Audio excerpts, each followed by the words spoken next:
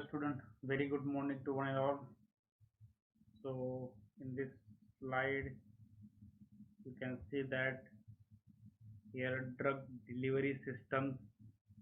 So one man is riding a scooter, and here the name written is that delivery, and here the capsules are there. He is delivering this capsule, or he's delivering the drug into this vein. Pips are there. He's delivering the drug, and this is called as delivery vehicle, or the vehicle that deliver the drug into this vein. So this is the just start for you, and you have to think on it what we are going to learn today.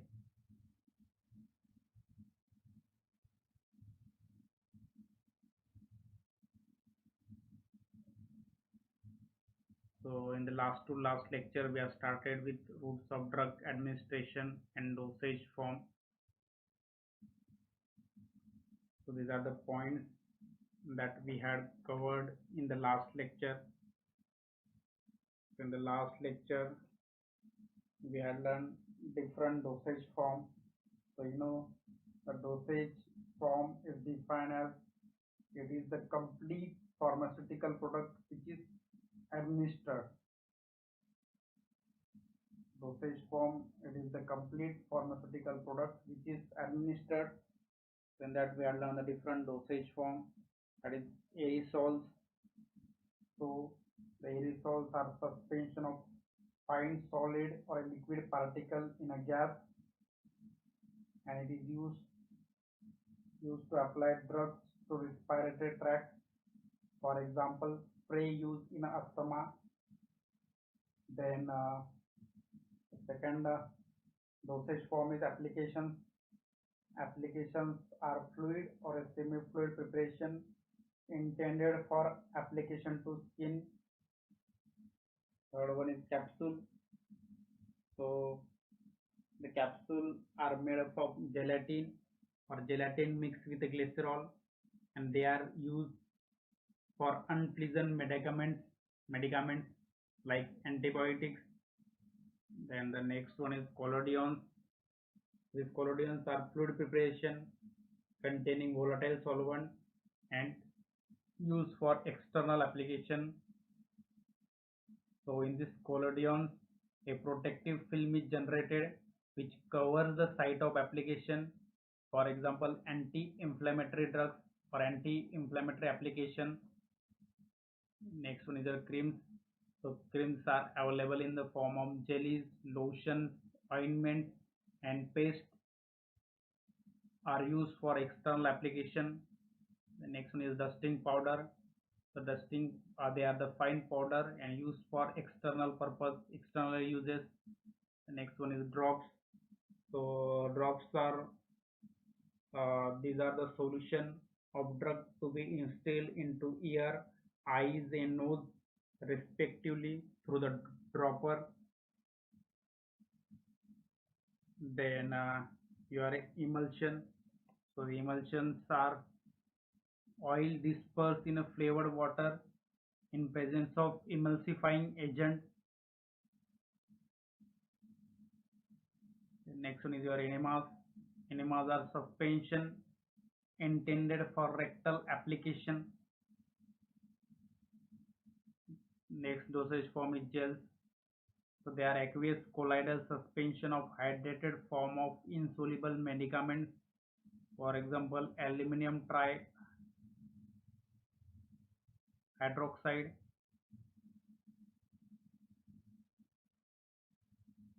Example is Digene gel used against acidity. Next one is our granules. So the granules are small irregular particles often supplied in a single dose or sachets, the content of which are stirred in water before taking it. For example, inosalt. The next one is inhalants. So inhalants contain volatile liquid preparation used to relieve congestion and inflammation of respiratory tract. Next one is your pills and tablets. So they are solid dosage form swallow through the oral route or a mouth cavity. And the next dosage form is suppositories. So they are conical or oval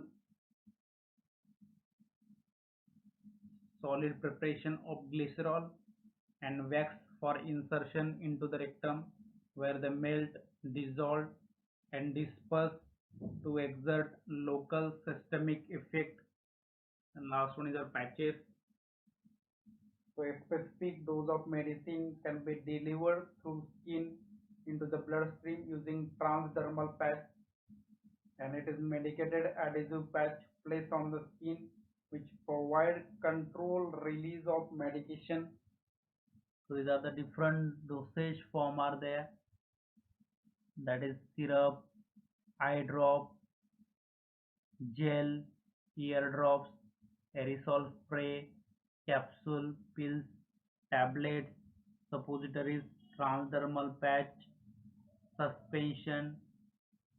So these are the different types of liquid mixture dosage form are available in the market. Then today we are going to learn this sustained release of formulation. So what is sustained release of formulation? So the sustained release formulation are uses polymer for encapsulation of a drug. It is using polymer to encapsulate drug, or a vehicle for carrying a drug, or vehicle for carriage of a drug, which protect active agent during its passage through the body and control its release until it reaches the actual site. So in sustained release formulation, they are using polymer for encapsulation of a drug, or a vehicle for carrying a drug, and the role of that polymer or vehicle is that which protect the active agent when that drug passes through the body. And one important thing is that it control its release until it reaches the actual site or a disease organ. So this is about sustained release formulation. So consider this your active agent, and this is your using one vehicle to deliver this drug, and the role of this vehicle is that it protect this active agent, it protect this capsule when it passes through the body, and it control this active agent, it control its active agent until it reaches to the active site, and it control its release. So this vehicle will not allow this active agent to release before reaching the actual site. So it releases control, so it control this active agent until it reaches the actual site or disease organ where the action is required. So this is the simple image to understand what is sustained release formulation. So definition of sustained release formulation is very simple. So the sustained release formulation are uses polymer for encapsulation of a drug, or a vehicle for carrying a drug, which protect active agent during its passage through the body, and it control release until it reaches the actual site or disease organ. So this is all about sustained release formulation. We'll see the in conventional, what are the drawbacks of conventional tablet coating. So in the disadvantages of conventional tablet coating are the first one is rapid release of the drug from its dosage form, reaching the maximum concentration, which then decays exponentially until the next administration. So in the conventional coating, the drug will release rapidly, and it reaches the maximum concentration, Then after that it decays exponentially until the next administration. So this is the drawback. Then the second one is rapid release of the drug reaches the region of the body. The rapid region of the drug reaches the various region of the body where the drug may not be required. Whereas the general aim of any medication is to generate response in a specific area or organs of the body requiring treatment. So in conventional drug coating, so this is one of the drawback. So the drug will release rapidly where the action may not be required. So drug will release anywhere in the body, so where the action will not require. This is the main drawback. And the general aim of any medication is that it should generate a response in a specific area. It should generate response in a specific area or a organ of the body requiring treatment. This is the general aim of any medication. So the polymers used for sustained release coating must be biocompatible. So whatever the polymer, whatever the vehicle you are using for sustained release coating must be biocompatible and ideally biodegradable. Your polymer should be biocompatible and ideally biodegradable. Natural polymers like Aquacoat, synthetic polymers like Eudragit, which are copolymer of acrylate and methacrylate, are used. So these are the two polymers, that is natural polymer Aquacoat and synthetic polymer Eudragit, which are copolymer of acrylate and methacrylate are used. So the attempt have been made recently to use fullerenes. So in the recently the fullerenes, that is buckyball, is used for carrying the drug. The size of the dosage form depend on the potency of the drug, amount of drug required, and duration of drug release and route of administration. So these are the different factors which are responsible for the size of dosage form, depend on potency of the drug, amount of the drug required, and duration of the drug release and route of administration. So we'll see what are the advantages of control release devices. So the advantages of control release devices are, the first one is selectively delivers to the required site and hence they are more effective. So the role of control release device is that it selectively delivers the drug where the action is required or where the disease organs. Hence, this sustained release formulations are more effective than the conventional one or than the old one. And second one is deliver at the required rate or required interval. So it deliver the drug at required interval or a required site. The next one is fewer administration is required or fewer application is required. Then it reduce danger of overdose or a side effect, and it is economic also by virtue of more efficient dosage at the expense of possibly more complicated fabrication. Then entry of moisture, it also prevent the entry of moisture during the dosage. So these are the applications, uh, these are the advantages of control release devices. It selectively delivers where the action is required, hence they are more effective, deliver at the required interval or required site, fewer applications, it reduces danger of overdose or a side effect, it is economic, that is by virtue of more efficient dosage at expense of highly more complicated fabrication. Entry of moisture is prevented during dosage, the storage. So it prevent the entry of moisture during the storage. So there are some advantages of coating of small particle as opposed to a single dose. We'll see some advantages of coating of small particles. So coated particle will distribute over the stomach and intestine to give more uniform release and reduce the effect due to local condition of the pH, such as pH. Next one is a drug can be coated with different coating or thickness of the coating to give required release profile. So the drug can be coated with different coating or a thickness of the coating to give required release profile. Next one is ingredient having different activities can be coated individually. So individual drug having individual activity that can be coated individually.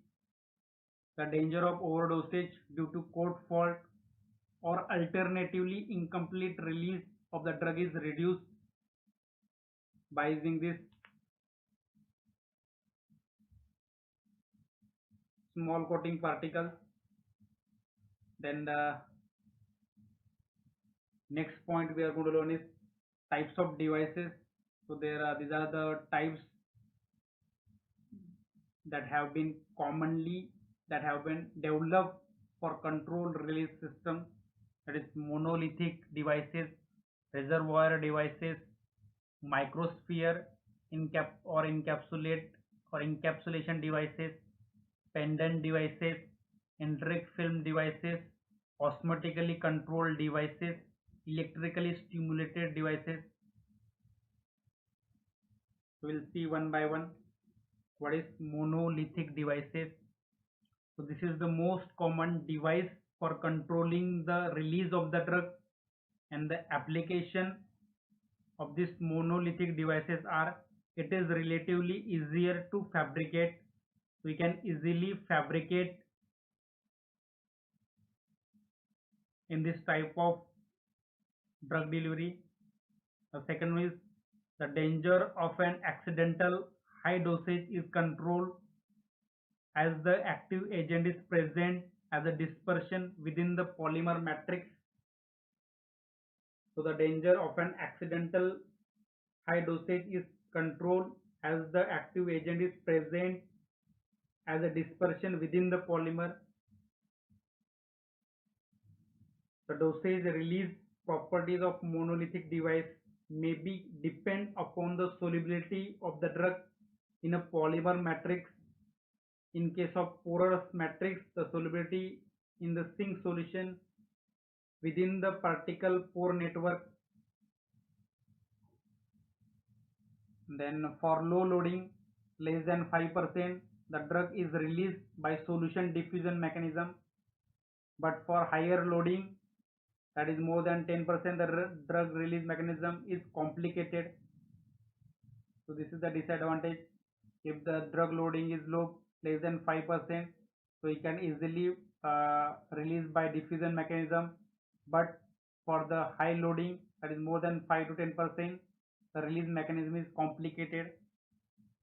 And the second type of device is the reservoir device. So in this, the drug is encapsulated or the drug is entirely contained within the polymer film or a coat. So your drug is entirely coated with the polymer film or a coat, that is micro capsule spray or pan coated course. Hence the choice of the polymer is important. So in this method, the choice of the polymer is very important because you are using because your drug is in you are encapsulating drug in a polymer coat. So your polymer, which polymer you are using, that is very important.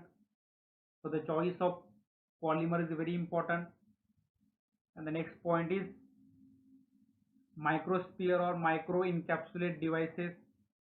So the drug is dispersed in the shell of hollow microsphere, that is microballoon, or in the highly porous matrix type microsphere or microsponge. These microsponges are prepared by dissolving the drug polymer in ethanol, and the ethanol diffuse from emulsion droplets are dissolved by adding water, which leaves highly porous particle. So when you dissolve your polymer in ethanol or ethanol diffuse, so you will get highly porous particle, and the ratio of the drug in polymer ethanol is control over the porosity and the particle which affect the drug release properties. So the ratio of the drug polymer in ethanol solution gives control over the porosity particle which affect the drug release. The next one is pedant devices. So in this method, the range of drugs such as analgesic and antidepressant are attached to by means of ester linkage to polyacrylate ester latex particle prepared by aqueous emulsion of polymerization. So here you are attaching your drug, that is analgesic or antidepressant, which is attached to ester linkage to a polyacrylate ester latex and which is prepared by aqueous emulsion polymerization. These particles are passed through an ion exchange resin. Then these particles are passed through ion exchange resin when the polymer and when the polymer end group are converted into their strong acid form. When the end of polymer is converted into strong acid form, which will self catalyze the release of the drug by hydrolysis. So because you are using ester linkage, so by hydrolysis it convert to when ester hydrolyzes, you will get acid and alcohol. So you will get the strong acid, and that strong acid will self catalyze the release of the drug by hydrolysis. So this is all about predant devices. And second is your enteric devices, enteric film devices. So in this method, these are enteric coating of pH sensitive polymer, typically the polymer of carboxylated, and interact very little with water, low water pH. So the carboxylated polymer interact very little with low water pH, while at high pH the polymer ionizes and causing the swelling or dissolving of the polymer. So at low pH the polymer will interact very slowly, while in high pH the polymer will ionize and it causes swelling of the polymer and dissolve the polymer. So the coating can be therefore be designed to remain intact in acidic medium. You have to design the enteric film which is intact, which is remain as it is in acidic medium or acidic environment of the stomach, because in stomach you are having acidic medium. Your coating enteric film should be intact in acidic medium, but it should dissolve in more alkaline medium like in a intestine. So when it enter into the intestine having alkaline medium, so it dissolve there. So you have to develop the polymer which is intact in acidic medium and dissolve in alkaline medium, intestine. And next one is your osmotically controlled devices. Osmotically controlled devices.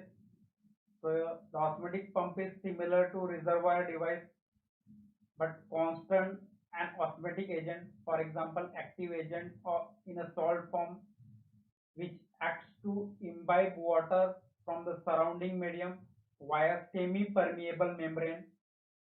Such device is called as elementary osmotic pump, and the pressure is generated within the device, which forces the active agent out of the device via orifice. The size of orifice is designed to minimize the solute diffusion while preventing the buildup of hydrostatic pressure head, which has the effect of decreasing the osmotic pressure and changing the dimension volume of the device, while the internal volume of the device remain constant and there is excess of saturated solution in the device, then the release rate remain constant, delivering the volume equal to the volume of the solvent. So this is all about osmotically controlled device. So in this, the osmotic pump is similar to reservoir device but contains osmotic agent, for example active agent in a salt form, which acts to imbibe water from the surrounding medium via semi-permeable membrane. Such a device is called as elementary osmotic pump, and the pressure is generated within the device which forces the active agent out of the device via orifice. So the pressure is generated within the device and which forces the active agent out of the device via orifice. So the size of this orifice is designed to minimize the solute diffusion. The size of orifice is designed to minimize the solute diffusion while preventing the buildup of hydrostatic pressure, which has the effect of decreasing the osmotic pressure and changing the dimension of the volume of the device, while the internal volume of device remain constant and there is an excess of saturated solution in the device, then the release rate remain constant, delivering the volume equal to the volume uptake volume of solvent uptake. So this is all about osmotically controlled device. And last one is electrically stimulated device. So the in electrically stimulated release device, the monolithic device using polyelectrolyte gel swell when the external electric stimulus was applied, causing the change in the pH. The release could be modulated by current, giving pulsative release profile. So in this, the monolithic device using polyelectrolyte gel swell when the external electric stimulus was applied. So swelling of this polyelectrolyte gel swell when the external electric stimulant was applied, and that causing the change in the pH. The release could be modulated by current, giving pulsative release profile. So this is all about pulsative release device.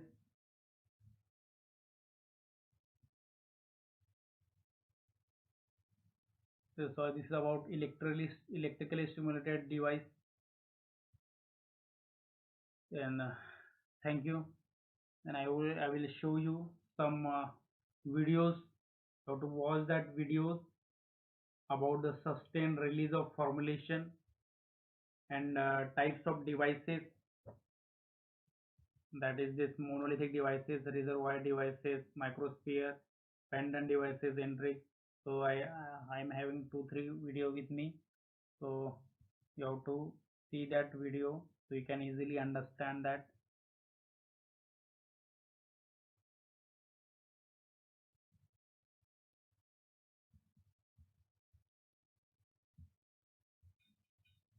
Now I am having video.